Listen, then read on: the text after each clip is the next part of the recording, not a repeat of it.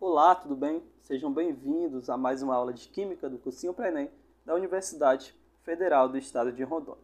Eu me chamo Gleidson e hoje vamos falar sobre os sais e óxidos, que são funções inorgânicas. Na aula passada, a professora Karine trabalhou com vocês mais duas funções inorgânicas, que foram elas os ácidos e bases. Então vamos dar sequência, dar continuidade aos estudos das funções inorgânicas e compreender hoje sobre os sais e sobre os óxidos. Então vamos dar início a essa aula, relembrando um conceito aí muito importante para classificar os nossos sais e óxidos.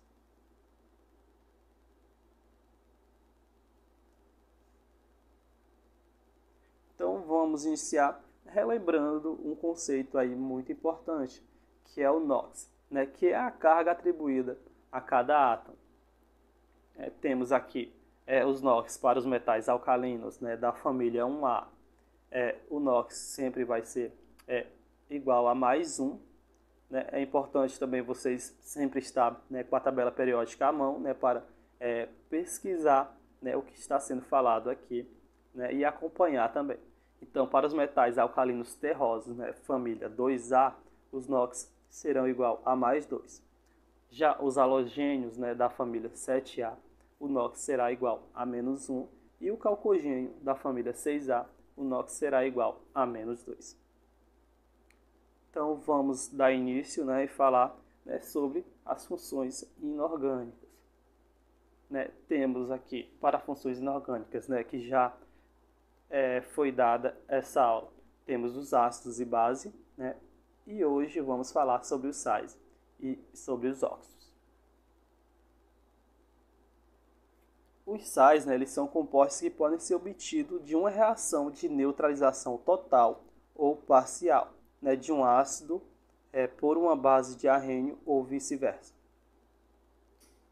O sal é toda substância que em água libera pelo menos um cátion diferente de próton H+, e pelo menos um ânion diferente da hidroxila OH-. Então, em uma reação com a base mais o ácido, aqui o hidróxido de sódio mais o HCl, que é o nosso ácido clorídrico, resulta então em um sal mais água, que é o NaCl mais H2O.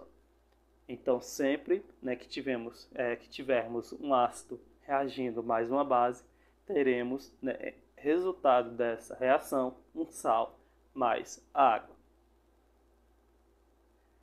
Então, essa reação é chamada de neutralização. Vamos conhecer algumas propriedades dessa função sal.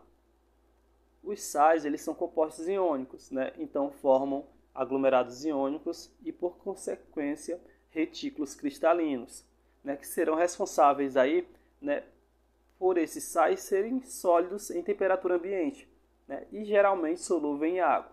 Apresentam também alto ponto de fusão e de ebulição. Vamos entender melhor agora sobre a nomenclatura dos sais. O nome de um sal é dado por o nome de um ânion, do ânion, mais o di, mais o nome do cátion. Então, o nome do sal, como eu falei, é o nome do ânion, mais o di, mais o nome do cátion. Temos aqui o NaCl, que será o cloreto de sódio. O NaF, que é o NaF, sendo o fluoreto de sódio. Sempre o nome do cloreto na frente. Temos o CaCO3 igual ao carbonato de cálcio. É importante saber que os nomes dos ânions e do cátion eles são provenientes do ácido e da base que deram origem ao sal. Como vemos aqui, vamos também entender isso na tabela a seguir. Vamos entender. Temos os ácidos hidráxidos e os oxiácidos. Os hidráxidos ele tem a terminação do ácido em hídrico. Por consequência, né, a sua terminação do seu sal ele será em eto. Então, em hídrico, né, o ácido em terminação hídrico, que temos o caso do ácido clorídrico, a sua terminação será em eto. Temos o ácido clorídrico, o sal, cloreto de sódio. Entendido? Temos agora, né, os oxiácidos, para os exemplos do oxiácidos. Em terminação oso, né, para NOx, mais 1, mais 2, mais 3 ou mais 4, é a terminação do sal em ito. Né, temos para ácido com terminação em ico, o NOx mais 5, mais 6 ou mais 7, a sua terminação do seu sal, né, o sal resultante dessa reação, é terminado em ato. Então, ico, ato, oso, ito. Tudo bem? Tudo entendido até aqui? Então vamos dar sequência e continuar. Então vamos praticar agora, né, e entender melhor na prática como isso acontece. Temos, né, o sal aqui, cloreto de potássio, né, que é um sal resultante, né, do ácido HCl, né, que é o ácido clorídrico, né, e como vimos anteriormente, né, o hídrico é substituído então por eto. Então, né, proveniente também da base, né, do hidróxido de potássio, né, que resulta aí no nosso sal cloreto de potássio. Né, para mais um exemplo, temos o NaClO2, né, que é um ácido proveniente do ácido cloroso, né, do HClO2, e vai ser substituído aí pela regrinha, né, terminação do ácido em oso, substituir por ito. Então, a base aí desse ácido, né, dessa reação é o NaOH, que é o hidróxido de sódio, e por consequência aí o sal será o cloreto de sódio. Tudo bem? Tudo entendido até aqui? Vamos falar agora, né, sobre os óxidos. Os óxidos, eles todo composto binário formado por um elemento, né, qualquer, exceto o flúor, né? Sendo, né, também havendo aqui a presença do oxigênio, né, sendo esse último o elemento mais eletronegativo. Então, nos óxidos, o oxigênio ele tem que ser sempre o elemento mais eletronegativo. Né, são compostos binários oxigenados, né, sendo o elemento mais eletronegativo o oxigênio. Temos aqui a tabelinha, né, de eletronegatividade, de crescente eletronegatividade, para vocês entenderem. O flúor é o elemento mais eletronegativo, né, e por consequência, compostos, né, onde vai ter o oxigênio e o flúor juntos, eles não formam óxidos. Né? O OF2 e o O2F2, eles não formam óxido, né, pelo fato do flúor ser mais eletronegativo do que o oxigênio. Então, compostos, né, que terão o flúor e o oxigênio, eles não formam óxido. Tudo bem?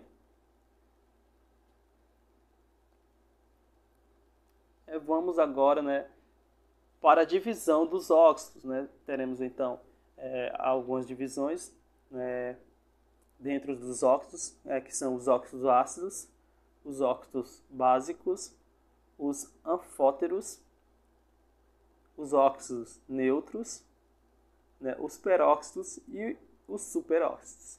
Vamos então estar falando, né, sobre cada um desses carinhas aí dessas divisões. Primeiramente, né, vamos falar sobre os óxidos ácidos. Os óxidos ácidos eles são óxidos que reagem com a água, né, e produz um ácido ou com base produzindo sal e água.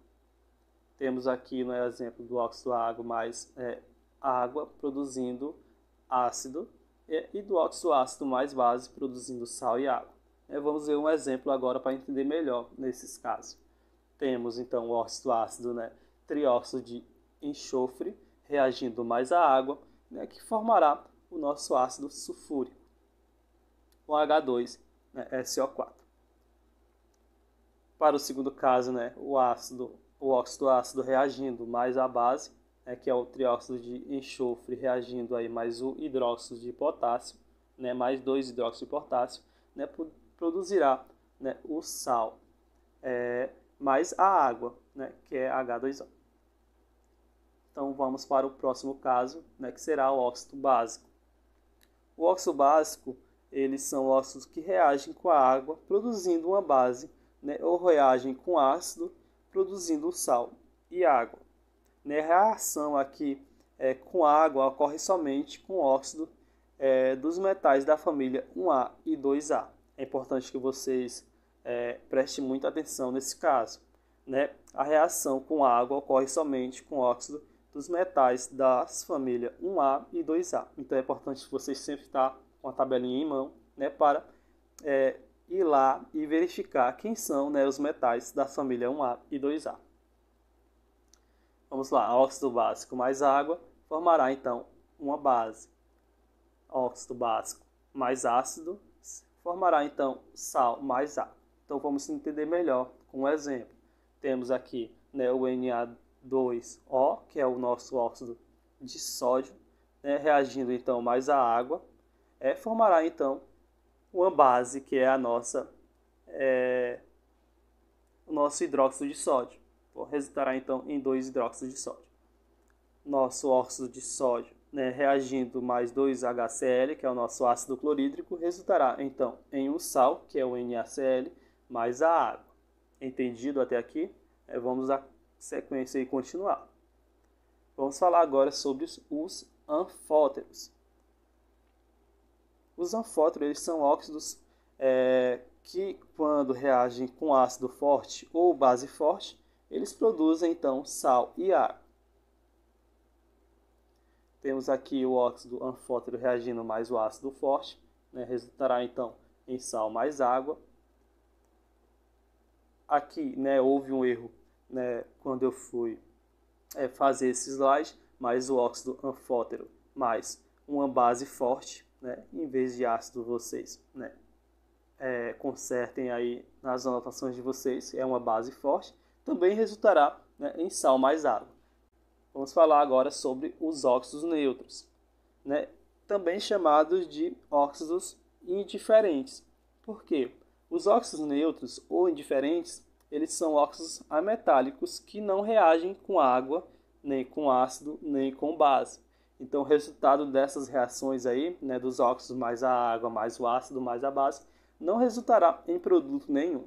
Então, eles são muito fáceis aí de identificar. Teremos o exemplo aí do óxido de nitrogênio, do óxido de carbono, né, e do óxido de dinitrogênio. Né? Temos 2 de nitrogênio, então é dinitrogênio. Vamos falar agora, né, sobre os peróxidos e também sobre os superóxidos.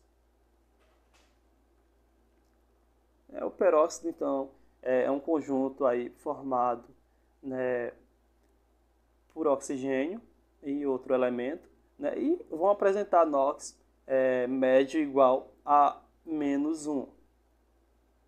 Já os superóxidos, eles são compostos formados, né, por um elemento com NOx fixo, né, e o oxigênio com NOx médio igual a -1/2.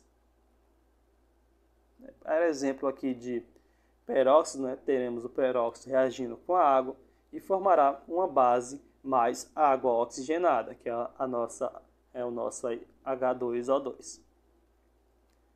O peróxido reagindo mais um ácido resultará, né, sal mais H2O2, que é a água oxigenada. Então, né, a reação, né, do peróxido sempre como produto resultará em água oxigenada, né, podendo reagir com a água, resultando em base mais a água oxigenada, ou com ácido, resultando em sal mais a água oxigenada.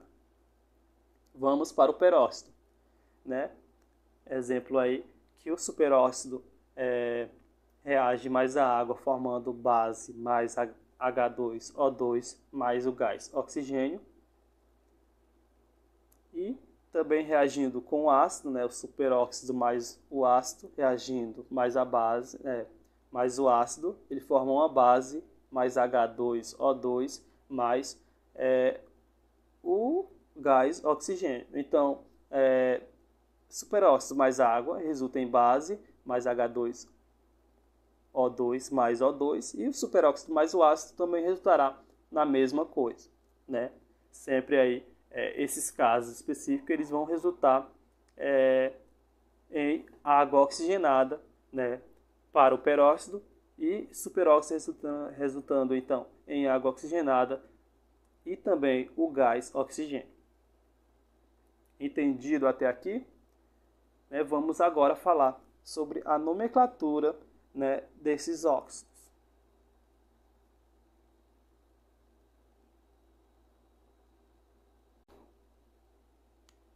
A nomenclatura, né, para óxidos. Temos então o nome do óxido, né, que é o óxido, mais o di, mais o nome do elemento. Esse caso aqui é específico quando, né, o elemento ligado ao oxigênio tem NOx fixo, né, ou seja, né, forma um óxido, simplesmente um óxido, né? Já para casos quando o elemento ligado ao oxigênio tem NOx variável, né, isso forma dois ou mais óxidos. Então vamos lá. Para elementos ligados ao oxigênio que tem NOx fixo, né, formam um óxido, temos o óxido de e o nome do elemento. Bem simples. Agora, né, quando o elemento ligado ao oxigênio tem NOx variável, né, forma dois óxidos, temos os óxidos, né, óxido mais o di, né, mais o algarismo romano na frente. Ou temos o oso, né, que é o menonox, e também podendo haver o íco, que é o dimaionox. Então, óxido mais o di, mais o nome do elemento, mais oso ou íco. Oso para menonox e íco para maionox. Vamos ver na prática aqui como isso acontece. Então, temos, né, para elementos que formam apenas um óxido, temos o óxido de cálcio, né, que é bem simples, né, o óxido mais o di, mais o nome do elemento. Outro caso aqui, o Na2O, que é o óxido de sódio, bem simples também, que é o óxido mais o di, mais o nome do elemento. Agora, né, para NOx, né, com elemento que vão formar dois ou mais óxidos, que é o Fe2O3, que é o óxido de ferro 3. Entendido? Para esses casos, basta botar o algarismo romano na frente, indicando o NOx do elemento. Tudo bem? Vamos lá dar continuidade. Agora, né, para a nomenclatura dos peróxidos. Temos então o nome do óxido, né, que é o peróxido, mais o di, mais o nome do elemento. Então é bem simples aqui classificar e nomear esses peróxidos. Temos o Na2O2, que é o peróxido de sódio, e temos o CaO2, que é o peróxido de cálcio. E agora, né, para os superóxidos. Temos então o nome do óxido, né, que nesse caso será o superóxido, mais o di, mais o nome do elemento. Então também é bem simples aqui de nomear esses superóxidos. Temos aqui o KO2, que é o superóxido de potássio, e o BaO4, que é o superóxido de bário. Então é bem simples aqui, que é o nome do óxido, né, que é o superóxido, mais o di, mais o nome do elemento. Então, espero que vocês, né, tenham compreendido o assunto aqui explicado na aula de hoje. É um assunto bem simples, não é difícil. Para melhor compreensão do tema, eu peço que vocês pratiquem nos exercícios de fixação, né? Então, essa foi a nossa aula de hoje, né? Bons estudos e até a próxima. E tchau, tchau.